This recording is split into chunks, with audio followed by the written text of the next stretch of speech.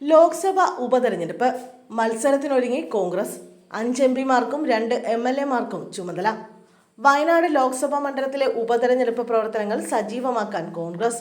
റായ്ബറേലിയിൽ വിജയിച്ചതിനെ തുടർന്ന് രാഹുൽ ഗാന്ധി രാജിവെച്ച സാഹചര്യത്തിലാണ് വയനാട്ടിലെ ഉപതെരഞ്ഞെടുപ്പ്. പ്രിയങ്ക ഗാന്ധി വയനാട്ടിൽ മത്സരിക്കുമെന്ന് നേരത്തെ പ്രഖ്യാപനമുണ്ടായിരുന്നു. നിയമപ്രകാരം 6 മാസത്തിനകം ഉപതെരഞ്ഞെടുപ്പ് നടത്തണം.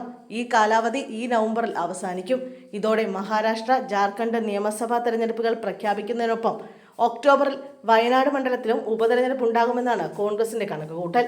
AICC ജനറൽ സെക്രട്ടറിയായ പ്രിയങ്കയുടെ കന്നി മത്സരം കൂടിയാണ് വയനാട്ടിലേത്. നിയോജകമണ്ഡലം അടിസ്ഥാനപ്പെടുത്തി പാർട്ടിയുടെ 5 എംപിമാർക്കും 2 MLA-മാർക്കുമാണ് ചുമതലകൾ വീതിച്ചു നൽകിയിരിക്കുന്നത്. പ്രവർത്തനങ്ങൾ ഏകോപിപ്പിച്ച് ചിട്ടയായി ഉപതെരഞ്ഞെടുപ്പ് നേരിടുന്നതിന് വേണ്ടിയാണ് MLA-മാർക്കും എംപിമാർക്കും വിവിധ മേഖലകളുടെ ചുമതല നൽകിയത്.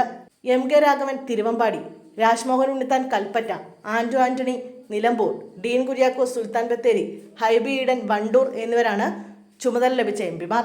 സണ്ണി ജോസഫ് മാനന്തവാടി, CR മഹേഷ് ഏറനാട് എന്നിവരാണ് ചുമതല ലഭിച്ച MLA-മാർ. ഉത്തർപ്രദേശിലെ റായ്ബറേലി ലോക്സഭാ സീറ്റ് രാഹുൽ ഗാന്ധി നിലനിർത്തുമെന്നും ആ സ്ഥാനത്തേക്ക് പ്രിയങ്ക ഗാന്ധി വയനാട് സീറ്റിലേക്ക് മത്സരിക്കുമെന്നും കോൺഗ്രസ് അധ്യക്ഷൻ മല്ലികാർജ്ജുൻ ഖാർഗെ ജൂണിൽ പ്രഖ്യാപിച്ചിരുന്നു.